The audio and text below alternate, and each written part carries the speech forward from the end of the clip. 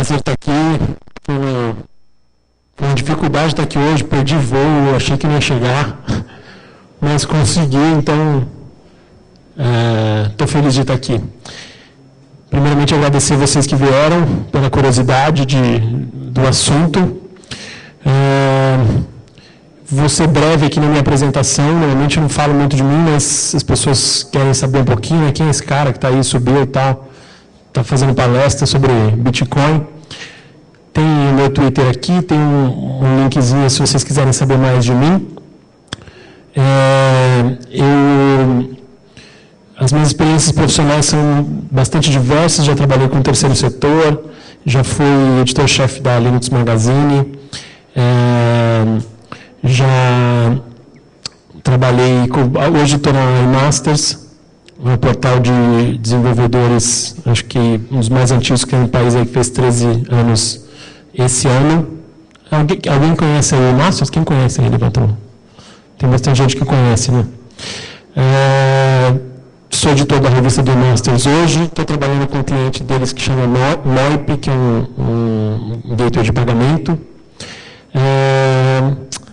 E vim aqui falar sobre Bitcoin. Bom, antes, se alguém quiser tentar aí acessar esse link aqui, slides.com/kenozaidan/bitcoin/live, acho que consegue ir acompanhando a palestra aí pelo seu dispositivo aí. Nunca usei esse recurso, mas eu estava ansioso para usar. Depois vocês me falam se deu certo. Bom, tem que fazer um disclosure aqui, primeira coisa. Eu não sou criptógrafo, não sou desenvolvedor do Bitcoin, sou apenas uma pessoa um nerd que se interessou pela tecnologia, começou a estudar, começou a tentar entender cada vez mais e ficou fascinado, porque é um assunto bem interessante. E é um assunto que pode explodir o seu cérebro aí.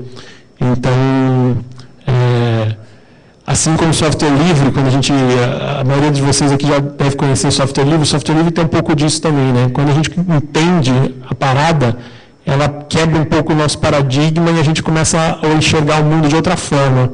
E o Bitcoin tem um pouco disso, assim, quando você entende a parada de verdade, você fala, caramba, esse negócio é revolucionário. Eu conheci o Bitcoin em 2009, logo quando ele surgiu, quando eu era editor da Linux Magazine. Não entendi como é que funcionava, não entendi de onde vinha o valor daquilo, não liguei muito. O ano passado, 2012, voltei a olhar, fui olhar aquilo com mais calma, querendo entender um pouco melhor. E aí me deparei com ele de novo e falei, caramba, esse negócio é maluco. Só para eu ter uma ideia aqui, quem aqui nunca ouviu falar de Bitcoin? Tem pouca gente. Quem aqui ouviu falar de Bitcoin, mas não sabe exatamente o que é? Quase todo mundo. Tá ok, então eu espero tentar esclarecer um pouquinho das dúvidas de vocês. O assunto é extenso, é complexo, eu quero ver se eu consigo traduzir um pouquinho do Bitcoin para vocês. Então, o que é Bitcoin, né? Se eu falar um monte de coisa, é um dinheiro eletrônico, é um protocolo, é um software, é um negócio de doido, um negócio de maluco, um negócio de dinheiro, um negócio que não existe, que é digital, que não dá para pegar, não dá para pôr no bolso, enfim. É um pouco de tudo isso aqui. Inclusive um pouco o negócio de doido também. Ele é considerado a primeira moeda eletrônica descentralizada.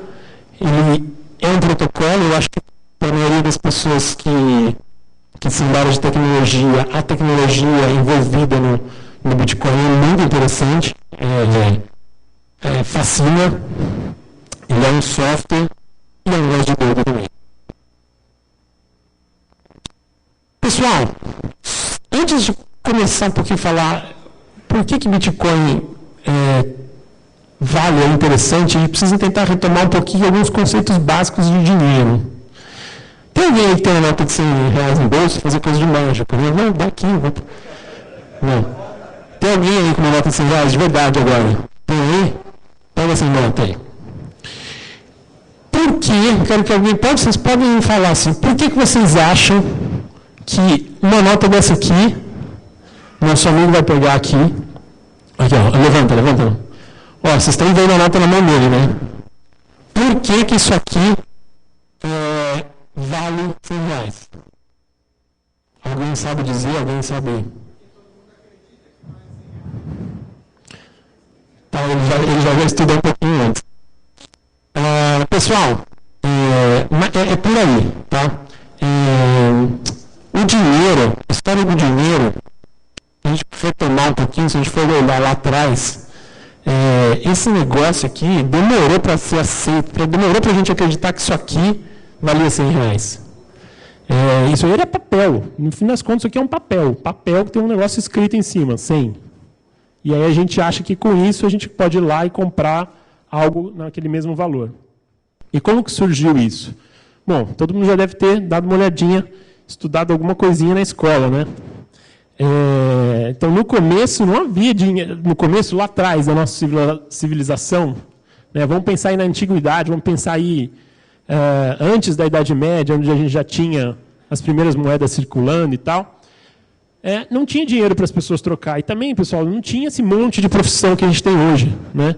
A maioria das pessoas trabalhava diretamente na terra. A pessoa era ou plantava ou trabalhava com agricultura, ou trabalhava com cultivando animais, ou era caçador, ou era pescador, ou não tinham muitas atividades que você podia se envolver, né? Tudo vinha da terra. Então, a terra me dava tudo aquilo que eu precisava, eu extraía alguma coisa dela e eu precisava de alguma coisa que eu não tinha, eu trocava com o outro.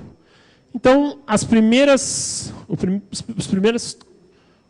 comércios no mundo foram gerados à base de troca, né? Então, se eu crio galinha e eu quero comer um porco, eu vou lá no meu vizinho que cria porco e troco com ele.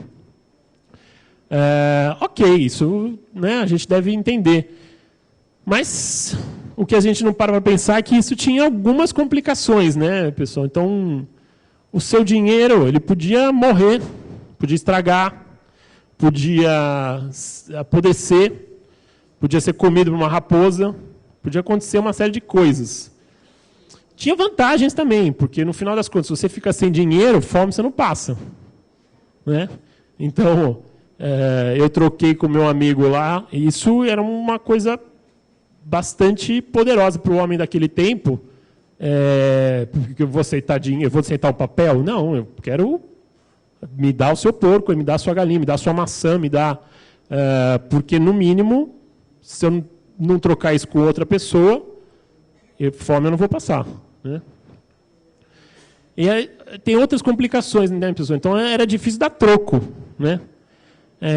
Então, tudo bem, galinha por porco, fica uma troca mais tranquila. Mas como é que eu troco uma vaca por uma galinha? Né? Como que eu dou troco de uma vaca? Coisas que não são exatamente... fica difícil você mensurar, né? Começa a complicar mais. Então, nem todos os porcos e as mesmas galinhas são legais, são iguais. Então, se ele cultiva galinha e eu também, a minha galinha pode ser mais gordinha que a dele, porque eu alimento melhor. Ou tem uma galinha mais jovem, tem uma galinha mais nova que é pequenininha, tem uma galinha velha. E aí, como é que eu faço? Então, eu vou trocar elas por elas? Qual que é a diferença de valor entre essas duas? E era difícil da gente definir o valor das coisas quando a gente lida com esse tipo de ambiente de troca, né? Por exemplo, levar dinheiro. Você já pensou na antiguidade? Como é que eu vou viajar e eu vou realizar trocas para o lugar onde eu vou? Como é que eu faço? Se aqui na minha comunidade eu troco as coisas que eu cultivo, se eu planto maçã, eu troco maçã com o meu colega, ou se eu cultivo galinha, eu troco galinha com o meu vizinho. Se eu for viajar, como é que eu faço para ter alguma coisa para trocar a hora que eu chegar lá? Né? Era uma tarefa difícil, até por isso as pessoas não se locomoviam tanto, enfim. são questões que eram complicadas. E aí, pessoal, surgiu, obviamente, o dinheiro para a gente facilitar esse intercâmbio de mercadorias. Ok, até aí a gente já deu uma estudadinha na escola, a gente entende um pouco isso é interessante, mas é importante relembrar essas coisas. E por que dinheiro facilita? O dinheiro facilitou isso, né? O que faz o dinheiro? Quais são as características que tornam dinheiro dinheiro? Por que aquela nota de R$100 ele mostrou aqui faz dela algo que a gente hoje, por consenso, acredita que aquilo vale alguma coisa? Bom, a primeira característica do dinheiro é que ele é um meio de troca, né? Dinheiro não serve para nada, a não ser para eu trocar por outra coisa, né? Então, eu não faço nada com aquilo, né? Então, é o caso contrário que eu falei lá atrás. Então, numa situação de crise, onde o dinheiro perde o seu valor, por exemplo, é o contrário da galinha, lá onde, se eu ficar sem dinheiro, pelo menos eu tenho a galinha para comer, né? No caso do dinheiro, é o contrário, né? A gente tem aqueles casos históricos de inflação alta, a gente vê aqui no Brasil, a gente passou por isso, a gente lembra, vocês devem se lembrar de ter assistido algum programa de alguém que guardou o dinheiro cruzado novo debaixo do colchão, aí não trocou, aí hoje tem lá uma montanha de dinheiro que não vale mais nada. Então, dinheiro só vale para ser trocado, né? Ele não vale você não faz mais nada com o dinheiro a não ser usar ele para trocar por alguma coisa. Ele é um meio de acúmulo, né, pessoal? Isso também é uma coisa importante. Com o dinheiro, eu posso acumular alguma coisa, eu posso acumular hoje para comprar algo que eu vou precisar amanhã, por exemplo, né? O que era difícil de fazer sem ter dinheiro, né? Como que tudo bem, eu posso definir um cara muito rico porque ele tem um monte de galinha, mas daí ele tem uma praga lá que pega na criação dele e ele perde tudo aquilo. E como é que ele faz se ele quiser garantir que ele tá guardando para comprar alguma coisa que custa mais caro depois? E como é que ele garante o valor daquilo, né? Então, com dinheiro, a gente consegue fazer isso, a gente consegue acumular.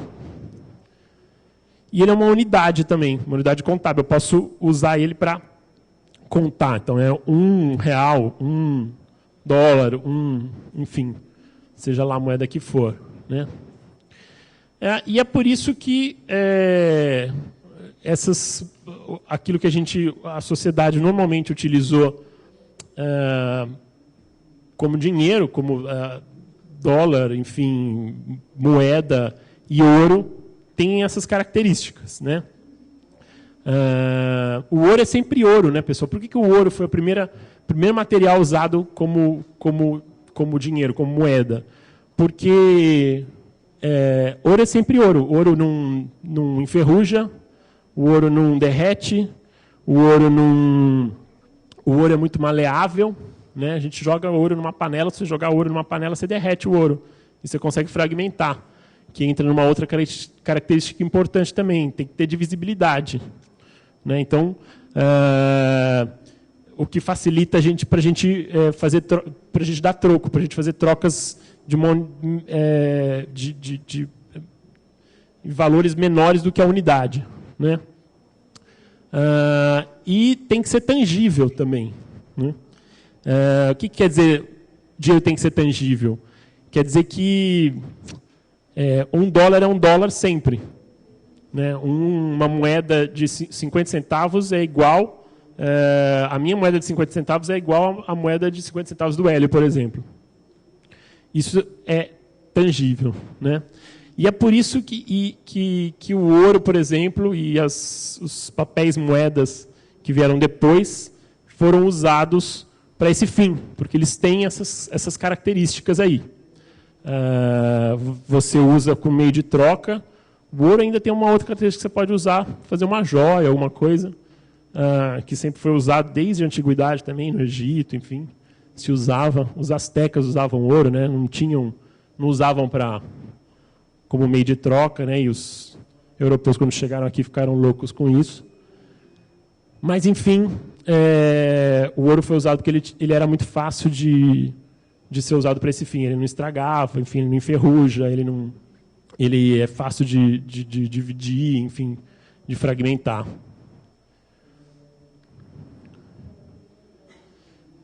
Bom, e as pessoas, no final das contas, levaram muito tempo para acreditar na nossa sociedade, se a gente pensar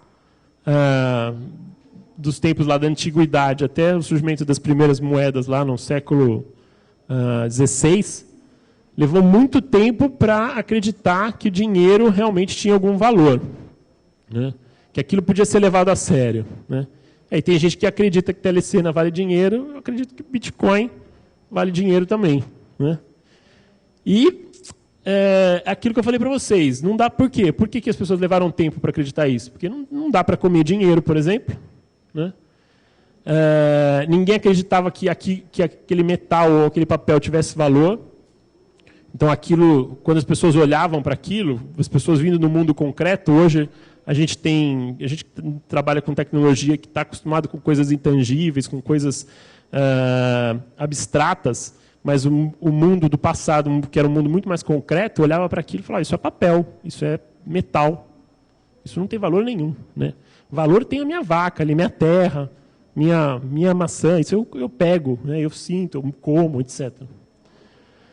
E aí foi preciso o quê? Foi preciso centralizar essa emissão e atingir esse consenso que a gente tem hoje de que R$100 vale R$100. Isso foi um processo longo dentro da história da nossa sociedade aí. A solução, como que foi feito isso? Como que a gente chegou nesse processo? Através da força, né, pessoal? Então, o Estado, o que ele fez? Ele falou: eu vou emitir a moeda, as pessoas vão ter que pagar impostos para mim, eu só aceito os impostos na minha moeda, e quem não pagar os impostos vai para a cadeia. Simples, resolveu o problema, né? Eu não preciso mais argumentar muito, né? Opa, então é melhor eu começar a aceitar isso aqui, porque senão eu vou para a cadeia, né?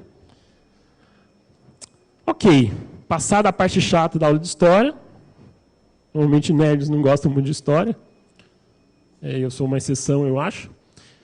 O Bitcoin tem todas essas características que eu falei para vocês, né? Ele nada mais é do que um meio de troca, né? Eu uso ele para trocar por coisas. Ele me permite acumular valor, ele pode ser usado como unidade, ele é altamente divisível. Você pode dividir o Bitcoin em 8 casas depois da vírgula, acho que são na casa dos quadrilhões.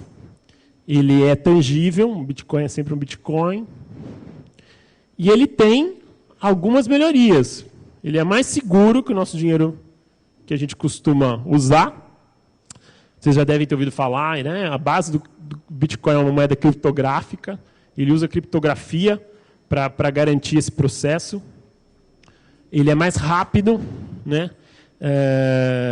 Para algumas coisas ele é muito mais rápido. Se você quiser enviar dinheiro para o seu amigo no Japão, é muito mais rápido você enviar por Bitcoin do que se você tentar os meios comuns, tradicionais, de envio de dinheiro para o exterior, por exemplo. Ele é mais barato. Todo mundo que já teve algum comércio ou trabalha com e-commerce sabe o quanto que é cobrado de FII, aí, de taxa das empresas, mesmo de cartão de crédito, etc., para poder realizar uma transação. 7, 8, enfim, % em média. E tem algumas vantagens bem interessantes, né, pessoal? Como ele é descentralizado, e não tem banco, e não tem governo. Olha que sonho. É uma economia sem banco e sem governo. Então, pense nisso. A gente tem as moedas nacionais que são geridas, que têm validade dentro das suas nações, né? O Bitcoin nada mais é do que uma economia global, internacional, paralela a essa, né? Está inserida dentro, mas paralela, difusa, difundida em meio às outras economias, com características bem específicas, né?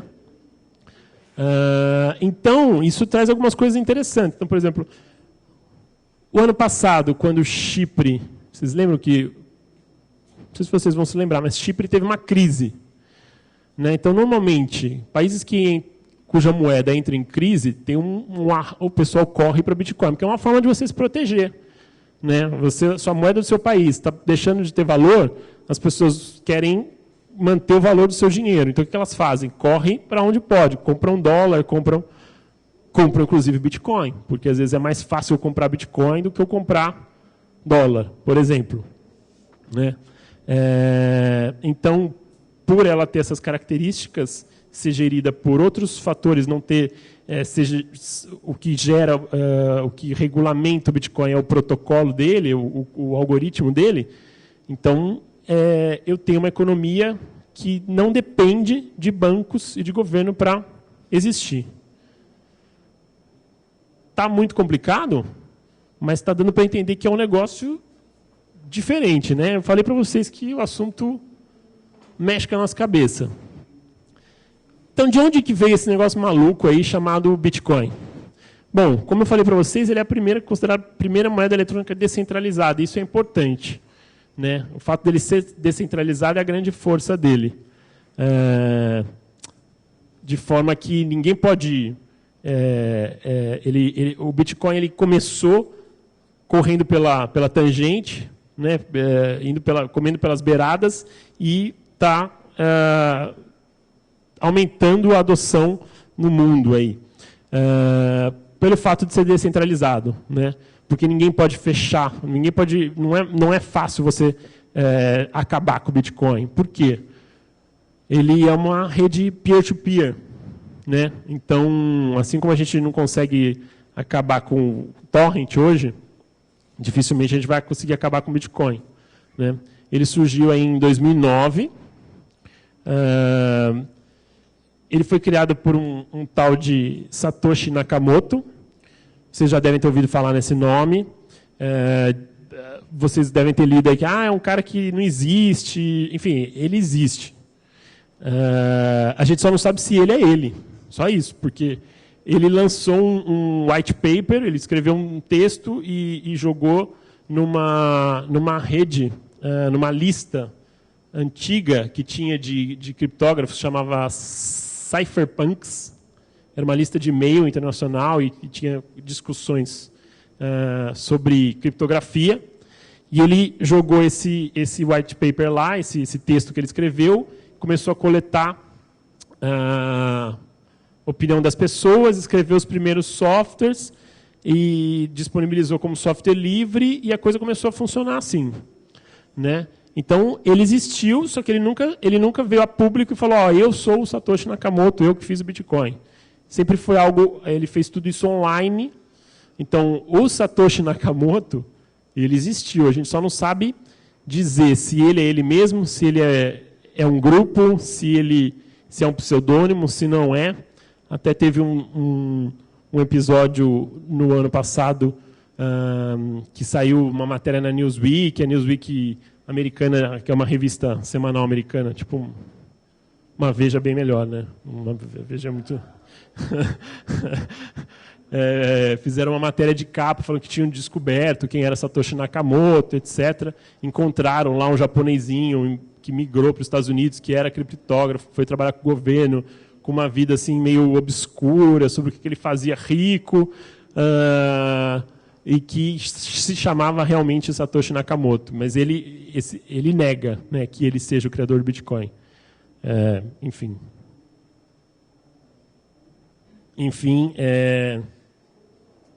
também isso é indiferente. Né? O que ele criou está aí, e o mais importante é isso.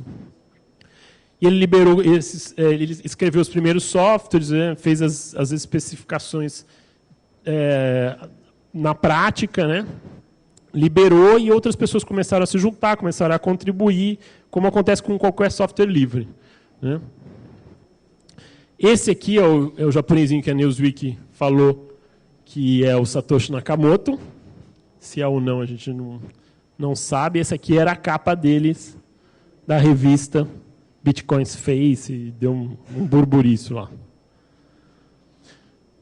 Bom, entrando um pouco mais no Bitcoin em si e na parte técnica.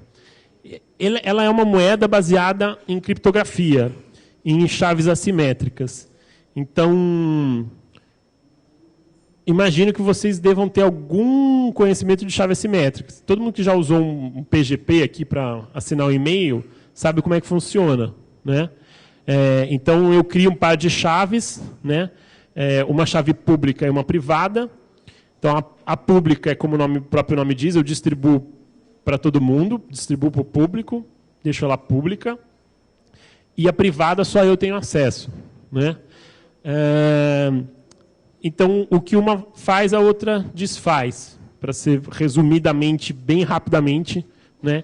Então, se eu assinar alguma coisa com a minha chave privada, qualquer um que tenha a chave pública consegue verificar que realmente aquela assinatura só pode ter sido feita por alguém com a posse daquela chave privada. Mas o contrário não é tão fácil de você fazer. Você não consegue, através da chave pública, saber qual que é a chave privada. E aí entram os algoritmos de criptografia curva elíptica, etc., que eu não quero me aprofundar, até porque eu não sou especialista no assunto, né? Mas quando você tem e a chave pública do Bitcoin, ela é justamente o endereço, né? É uma string longa de caracteres, de 35 caracteres, alfanumérico, né? Números e letras, e esse é o seu endereço. A chave privada você não lida com ela diretamente, né? Ela fica lá no seu computador, ela que é usada para assinar as suas transações. Mas se você precisar que alguém envie algum Bitcoin para você, você vai dar aquele endereço para alguém, a sua chave pública, a pessoa vai usar essa sua chave pública para assinar os Bitcoins que ela tem em posse dela, e dessa forma você consegue ter acesso a eles, porque você tem a chave privada, só você tem acesso àqueles Bitcoins. Está um pouquinho complicado, vou tentando explicar um pouquinho mais à frente, né? Então, ele é peer-to-peer, ele é um protocolo peer-to-peer, ele é distribuído na rede, né? A verificação, a validação de qualquer transação de Bitcoin é feita numa rede distribuída. Então, qualquer um que queira participar de um processo de mineração, né, que foi algo que as pessoas confundem um pouco e tal, e ouvem falar e não entendem o que é. Minerar Bitcoins nada mais é do que validar transações, né? Então, quando eu envio uma transação de Bitcoin para alguém, essa transação precisa ser validada pela rede do Bitcoin, né? Validada pelo quê? Validada para saber se eu já não gastei aquele dinheiro e se ele tem uma origem legítima, né? E a verificação quem faz é a rede do Bitcoin, né? A partir do momento que essa rede fez todos os cálculos criptográficos e atestou que aquela transação é válida, eu recebo aquele dinheiro. Em síntese, resumindo, é isso. Tá? Bom, outra característica, o Bitcoin tem um suprimento finito, né? Ele vai sendo gerado a uma taxa previsível e eles só vão ser gerados 21 milhões de Bitcoins. Nossa, 21 milhões parece pouco. Não é. Se você pensar que o Bitcoin pode ser subdividido em quadrilhões, né? E você tem até alguns nomes para definir isso e tal, chama milibitcoins, satoshis, enfim, você tem essas subdivisões que também confundem a cabeça das pessoas. Isso aqui é uma quantidade bem razoável. E todas as transações são públicas, né? Então, a partir do momento que eu envio uma transação para alguém, essa transação ela é disponibilizada na rede do Bitcoin. A cada 10 minutos, a rede junta as transações e cria um bloco. São cadeias de bloco. Então, na verdade, tudo dentro do Bitcoin são essas cadeias de blocos de transações, né? Que vocês vão ouvir falar, e blockchains, né? o termo em inglês. Né? E isso é disponibilizado publicamente, o que quer dizer que eu consigo, tendo acesso ao blockchain, qualquer um que quer fazer uma transação de Bitcoin tem acesso a essa cadeia de blocos, eu consigo ver todas as transações que foram feitas com Bitcoins até hoje no mundo. Né? Mas o Bitcoin não é uma moeda que tem foco na privacidade? Tem, mas eu só vou ver lá o endereço. Né? Eu vou ter acesso àquele endereço público. Então, eu vou saber que o endereço X mandou tal valor para endereço Y. Né? Mas elas estão todas disponíveis, todas visíveis de forma pública ali. E ele é gerado também a uma proporção previsível. Né? Essas duas últimas características aqui têm uma consequência interessante. O fato dele ser gerado a uma taxa previsível,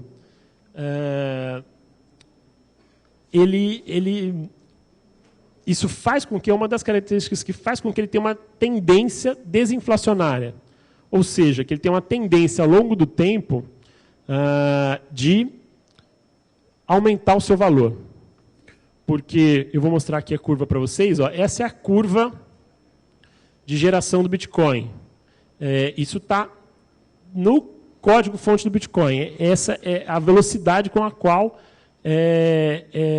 você pode expandir isso no tempo, né, para mais ou para menos, etc. Mas essa a curva vai ser sempre essa. Né? O que quer dizer o quê? Que ele começa mais fácil e vai ficando mais difícil, vai rareando. A geração de novos bitcoins vai se tornando cada vez mais difícil ao longo do tempo. Como ele se torna mais difícil, ele vai se tornando, a tendência é ele se tornar cada vez mais, o valor dele aumentar cada vez mais. Né? Isso tem uma outra característica também importante. Quando uma pessoa valida uma transação do Bitcoin, ela está minerando. Esse é o processo de mineração. Né? Tem um gasto computacional envolvido na validação das transações. Então, a partir do momento que eu consigo validar um bloco, eu recebo em troca Bitcoins novos. Esse é o processo de mineração. Né? Quando eu valido um bloco de transações, eu recebo Bitcoins em troca. Né? E o que aconteceria, então, sei lá, eu estou lá na minha universidade, eu tenho um supercomputador lá, eu tenho lá acesso a ele, que eu podia faturar uma grana, né? Vou lá, coloco lá um supercomputador lá para processar um batalhão de transações que eu vou receber um montão de Bitcoin em troca. Para evitar isso, né, que alguém entrasse na rede com um poder computacional muito grande e gerasse um monte de bitcoins e jogasse um monte de bitcoins no mercado, isso geraria uma inflação, porque eu tenho um aumento da oferta de bitcoins e o bitcoin passaria a valer nada. Então foi introduzido um mecanismo artificial que é a dificuldade. Né, dentro do cálculo da criptografia tem uma dificuldade que é colocada artificialmente, que vai se ajustando na medida que mais poder computacional vai entrando na rede, justamente para evitar que gere inflação. Está dando para entender até aqui, pessoal? Muito complexo? Não está dando para entender nada? Se precisar, levanta a mão, faz pergunta, que a gente está aqui num diálogo. Tá ok? Pode levantar a mão. Quanto tempo eu tenho? Meu celular... Acabou a bateria. 10 minutos. Bom, o valor do Bitcoin vem das suas qualidades. Né? O valor e não o preço, tá, pessoal? O preço do Bitcoin vem através da lógica de mercado, da lei da oferta e da procura, como qualquer commodity que a gente tem aí no mundo. Né? Agora, o valor dele vem do que é implícito a ele. Então, propiciar um meio de troca mais eficiente, mais barato, ser uma moeda internacional, sem fronteiras, sem divisas, né, que eu posso trocar com qualquer pessoa. O meu amigo lá no exterior aceita, não preciso passar por um câmbio, enfim. Eu quero comprar alguma coisa lá fora, ela aceita, não preciso trocar aquilo, converter, etc. Está alinhado com essas necessidades do mundo aí pós-internet, no mundo onde as fronteiras diminuem. E ser regulamentado através dos algoritmos que estão envolvidos nele e através da comunidade que desenvolve ele, né? O que é uma vantagem se você não quiser depender de governos e de bancos, né? E o valor é aquilo que eu falei para vocês, vem da lei da oferta e da procura. Então, se eu tenho muita gente querendo Bitcoin, por achar isso aqui uma coisa interessante, o valor do Bitcoin sobe. Se eu tenho pouca gente se interessando em Bitcoin, o valor do Bitcoin cai, né?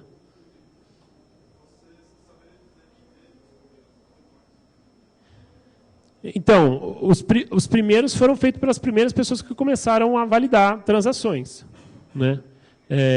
O Satoshi Nakamoto foi um que, como ele criou, e ele foi um dos primeiros que se conectou à rede, ele gerou boa parte dos bitcoins do início, né? E parece que a fortuna que ele tem hoje, isso a gente consegue ver, porque a gente consegue ter acesso as pessoas sabiam qual era o endereço dele, a gente tem acesso à cadeia lá de blocos, a gente sabe estimar quantos... Na verdade, essa cadeia de blocos que tem uma base de dados com todas as transações do Bitcoin, né? E é uma base de dados distribuída. Vou tentar falar um pouquinho disso mais para frente. E você só tem ali assinaturas de transações com chaves criptográficas públicas de um lado para o outro. É isso. Basicamente é isso. Tá? Avançando um pouquinho. Bom, na prática, como eu consigo bitcoins? Primeira forma é aceitando bitcoins em serviços e mercadorias, né? Então, eu começo a receber, aceito, sou um autônomo, ou vendo alguma coisa, eu começo a aceitar isso. Então, começo a receber bitcoins e começo a ter acesso a eles.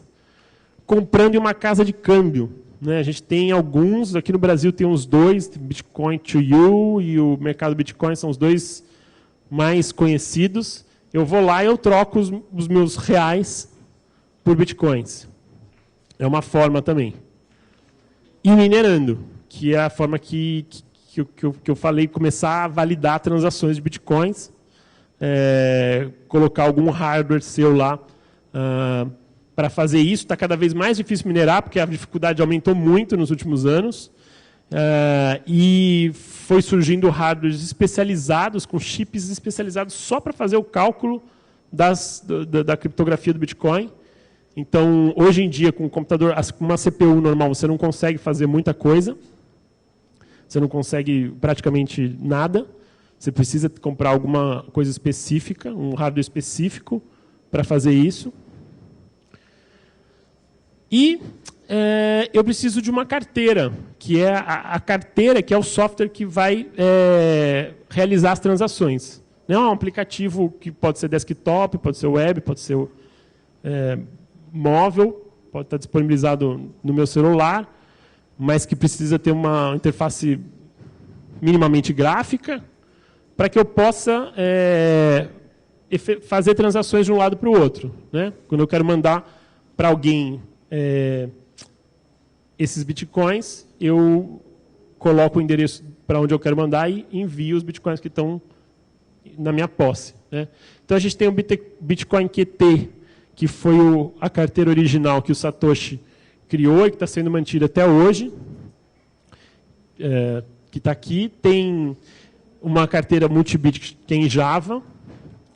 A gente tem o Armory, essas são as mais comuns aí, né? Que é ter uns recursos mais avançados, enfim, você consegue... por exemplo, um recurso avançado, eu consigo pegar a minha chave privada e fazer o backup dela em papel, dividir em 3 papéis diferentes, imprimir isso, guardar um em cada lugar, de forma que se eu tiver algum problema no meu computador, enfim, eu consigo recuperar essa carteira, importar essa carteira de novo para uma carteira nova. E tem o Electron, que é um cliente bem leve e que você pode escolher se você quer uma interface GTK, se eu quero uma interface Qt, enfim, ele tem algumas opções aí. Eu tenho carteiras web, né? Qual é o problema das carteiras web? É que a cadeia de blocos, né, a posse, de fato, dos meus bitcoins ficam num servidor web. E vocês devem ter ouvido tiveram alguns problemas aí ao longo do tempo com carteiras. Então, desde serviços que foram hackeados e as carteiras os bitcoins foram roubados, porque a pessoa hackeou o servidor, teve acesso às chaves privadas que estavam salvas ali no HD daquele servidor e transferiu aquilo. Desde serviços que faliram, que nem o Mt. Gox, que era um serviço japonês que chegou a ser o maior e faliu no Japão, né? E tinha gente que tinha a carteira lá. Então, normalmente, é bem conveniente, né? Eu tenho uma que eu mantenho aqui, mas eu deixo pouca quantidade lá. Então, se eu precisar transferir alguma coisa para alguém rapidinho, eu não preciso, porque qual a vantagem? Eu não preciso ter a cadeia de blocos toda no meu telefone, por exemplo, porque ela já está na casa dos gigas, né? Então, eu não preciso ter, então está no servidor deles lá, eu só uso o aplicativo para transferir para alguém, eu tenho alguns bitcoins salvos lá, eu uso só para troco, para um valor pequeno, né? Ou então, se alguém quiser, é fácil de eu pegar o endereço aqui, ele gera um QR Code para mim, então se alguém quiser transferir alguma coisa para mim, eu mostro o meu endereço de lá, mostro o QR Code, a pessoa me transfere e depois eu transfiro de lá para uma carteira física que eu tenho instalada no meu computador. E tem aplicativos móveis também ali que não estão associados aos aplicativos web, às carteiras web. Bom, a mineração do Bitcoin, pessoal, e o próprio Bitcoin em si, ele tem essa característica análoga à mineração de ouro, né? Então, o ouro é fácil no começo, ele está mais próximo da terra, eu vou cavando, vou tendo meu lucro, à medida que o tempo vai passando, o ouro vai ficando cada vez mais fundo, vou tendo cada vez mais trabalho, vai rareando a mina, né? E isso é uma das coisas também que essa tendência de o ouro ser cada vez mais raro a gente encontrar, cada vez mais difícil, é uma das coisas que faz com que o ouro aumente em valor também, porque a oferta aumenta enquanto a demanda diminui, né? E a mineração do Bitcoin foi moldada de forma análoga a isso, né? Então, validar transações de Bitcoin vai ficando cada vez mais difícil ao passar do tempo. A cada 10 minutos, as transações são unidas num bloco. Esse bloco é disponibilizado na rede do Bitcoin para que seja validado. Validar, basicamente, é saber se você teve essa transação teve uma origem lícita, se esses bitcoins foram criados de forma lícita, e se eles não foram gastos duas vezes. Tem um algoritmo que chama a legitimidade da origem, tem um algoritmo que chama Proof of Work, que consegue saber que aqueles bitcoins foram gerados a partir de mineração, e gastos duplicados através de marcas temporais. Então, se implementa um serviço de tempo distribuído,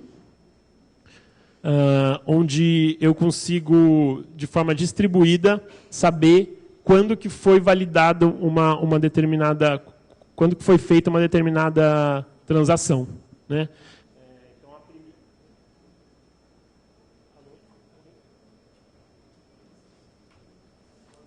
Acabou a bateria. Só para ir finalizando. A primeira transação é aquela que é válida, né? Se você teve uma transação com a mesma origem, do mesmo Bitcoin, para o mesmo endereço, depois obviamente, ela não é válida porque eu já tinha enviado esses bitcoins para alguém. Né? Tem um outro algoritmo também que chama de forced work, que é você conseguir... É um componente da criptografia, não quero me aprofundar nisso, porque eu já estou finalizando. Você tem que resolver um problema criptográfico, e a maneira de você fazer isso, basicamente, é para você tentar atingir esse objetivo e tentando calcular de forma aleatória o resultado daquela operação. Né? Por exemplo, para dar um exemplo rápido, eu tenho números de 0 a 1000. Digamos que eu tenho que pegar esse valor, o valor de 0 a 1000, aleatório, e somar ele com 0, por exemplo. Então, 50% das vezes eu vou ter um valor maior do que 500, 50% das vezes eu vou ter um valor menor do que 500. Se eu determino que eu quero que o valor seja 1, eu vou ter 1 em 1000 possibilidades de que aquilo, se eu for fazendo esse cálculo de forma aleatória, que ele seja 1. Então, basicamente, esse é um dos algoritmos de criptografia que estão envolvidos no Bitcoin. Tá? E se aprofundar muito nisso aqui, não teria tempo agora, mas só para vocês ouvirem falar disso, se quiserem, podem se aprofundar nele depois. Sincronização de tempo, que são as marcas temporais, que de forma distribuída eu consigo saber quando que uma transação foi feita ou não, se ela foi feita 2 vezes ou não. Isso é uma coisa complexa numa rede distribuída, porque eu posso enviar uma transação para uma parte da rede num tempo e posso enviar a outra parte, uma transação falsa, duplicada, para outra parte da rede, e essa parte da rede não vai saber de imediato que aquela transação já foi feita. Né? Então, eu faço isso através de sincronização de tempo, que também é um assunto um tanto quanto complexo. E, para finalizar, tem alguns problemas. Né? Vocês vão ouvir aí, talvez, a falha dos 51%. Então, é uma falha que está implícita no protocolo. Se alguém tiver 51% do poder de mineração da rede, ele pode começar a decidir a validade das transações de forma aleatória. Né? Isso é algo difícil de ser conseguido, ainda mais hoje. Mas também, por um lado, com a concentração, com a dificuldade aumentando, né, as pessoas começaram... foi ficando cada vez mais difícil fazer isso individualmente. Então, foram feitos pools, que a gente chama. Então, nada mais é do que um grupo que se junta, faz uma computação distribuída, né, um processamento distribuído dessas transações. Então, eu tenho um hardware enorme, ele tem um pequenininho, mas a gente se junta todos para validar as mesmas transações numa pool. E isso não foi algo pensado originalmente, mas foi acontecendo na medida que a dificuldade foi aumentando muito. E tem algumas pools bastante grandes, né, dentro do Bitcoin, né, da rede do Bitcoin. O limite dos 21 milhões, que pode ser um problema para a economia. Aí, como é que eu vou limitar a minha economia a um determinado tamanho? Isso é algo que talvez vai ser uma questão quando a gente chegar lá. Felizmente, a previsão é que isso aconteça só em 2140. O tamanho crescente da cadeia de blocos também é algo que, em algum momento, a gente vai ter que se deparar. A gente tem uma corrida pelos hardwares, então, cada vez, para eu conseguir ter algum ganho substancial, eu preciso ter hardwares cada vez mais poderosos. Então, as pessoas começaram com CPU, depois começaram a processar com GPU, foram para FPGA, e agora a gente tem esses ASICs, que é Application Specific... não me lembro agora, me fugiu a sigla, mas são chips criados para uma atividade específica, que nada mais é do que validar a criptografia do Bitcoin. A gente tem algumas coisas bem interessantes acontecendo, que são Bitcoins físicos, vocês já devem ter visto moedinhas de Bitcoin. Inclusive o pessoal do Solis que me deu algumas moedinhas de brincadeira do Bitcoin, não são essas, né? Essas físicas que vocês veem em fotos normalmente, nada mais é do que uma moeda com um selo holográfico atrás. Quando eu tiro esse selo, ele tem a chave privada anotada ali. E eu posso pegar isso e importar para uma carteira depois. Na verdade, ali tem a chave privada de uma carteira que só existe ali. Né? Só está ali. A pessoa criou essa chave, fez uma transferência para ela, e eu só vou conseguir acessar esses bitcoins quando eu tiver essa chave em mãos, em posse. Essa moeda, na verdade, é uma brincadeira do pessoal do Solisk. Eles me deram assim para sortear para vocês. Ela só a cara, só. Ela não tem... Mas a original é bem parecida com isso. Chama Cassácios, que é uma empresa que criou esse conceito. Então, eu posso comprar, e é bem popular, enfim, tem um preço, é caro, enfim. Eu compro quanto eu quiser e eu posso dar isso para alguém, e essa pessoa só importar isso daqui a alguns anos, quando vai estar valendo mais, enfim. Tempo esgotado. Tá. Bom, pessoal, o pessoal está aqui me impressionando. A gente tem moedas alternativas, né? Porque o Bitcoin foi a primeira e surgiu uma série de moedas alternativas aí com fins semelhantes, mas abordagens diferentes. A gente tem coisas interessantes, que é, por exemplo, pegar o protocolo do Bitcoin e aplicar ele para a resolução de DNS distribuído, de forma que eu não possa cortar o acesso, por exemplo, a um Wikileaks de forma aleatória, porque quem faz a resolução desse DNS é essa rede peer-to-peer. Eu tenho o BitMessage, que é um aplicativo de chat totalmente criptografado, privado, enfim, baseado no protocolo Bitcoin. A utilização da cadeia de blocos para transferir outras coisas, como cotas de fundos de investimento, documentos, tentando inviabilizar cartórios, etc. São coisas assim que estão na fronteira hoje do que está acontecendo nesse universo do Bitcoin, que é muito amplo, muito diverso, e eu espero aqui ter conseguido dar colocar um pouquinho do interesse para vocês se aprofundarem mais. E é isso. O tempo já está esgotado, o assunto é amplo, é difícil, é complexo, mas eu espero que eu tenha conseguido dar uma ideia geral do que é Bitcoin para vocês. Se alguém tiver dúvidas, a gente vai conversando aí e vai esclarecendo. Se ficou alguma coisa que não ficou clara, eu acho que o tempo eu já estourei, então acho que não tem tempo para perguntas, né? Uma pergunta? Alguém quer fazer uma pergunta?